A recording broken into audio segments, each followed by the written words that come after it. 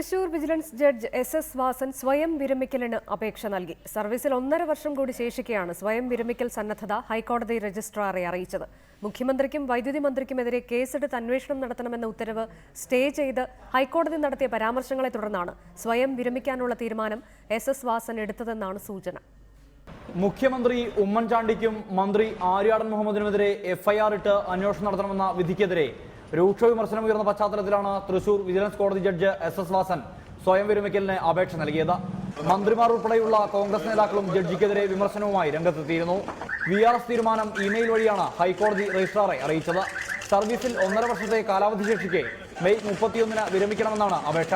കഴിഞ്ഞ November 17-നാണ് Thrissur vigilance കോടതി ജഡ്ജിയായി S Vasan ചുമതലയേൽക്കുന്നത്. Ernakulam ജില്ലാ സെഷൻസ് കോടതി ജഡ്ജിയായിരിക്കെയാണ് തൃശൂരിൽ നിയമനം. അതിനിടെ കോടതി സമുച്ചയത്തിൽ നിന്നും ജഡ്ജിയുടെ വാഹനം കടന്നുപോകുമ്പോൾ യൂത്ത് കോൺഗ്രസ് പ്രവർത്തകരുടെ പ്രതിഷേധമുണ്ടായി. ജഡ്ജിക്കെതിരെ മുദ്രാവാക്യം മുഴക്കിയും പടക്കം പൊട്ടിച്ചുമാണ് വാഹനത്തിന് മുന്നിൽ പ്രതിഷേധമുണ്ടായത്.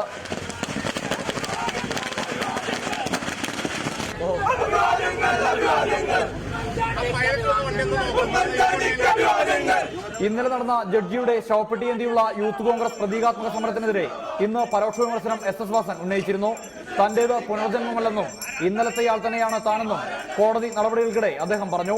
നാളെ കൺസ്യൂമർ ഫെഡ് അഴിമതിയുമായി ബന്ധപ്പെട്ട് മന്ത്രി CN ബാലകൃഷ്ണനെതിരെയുള്ള കേസ് പരിഗണിക്കാനിരിക്കെ എസ് വാസൻ അവധിക്കും അപേക്ഷ നൽകിയിട്ടുണ്ട്. സുർജിത് അയ്യപ്പത്ത്, റിപ്പോർട്ടർ, തൃശൂർ.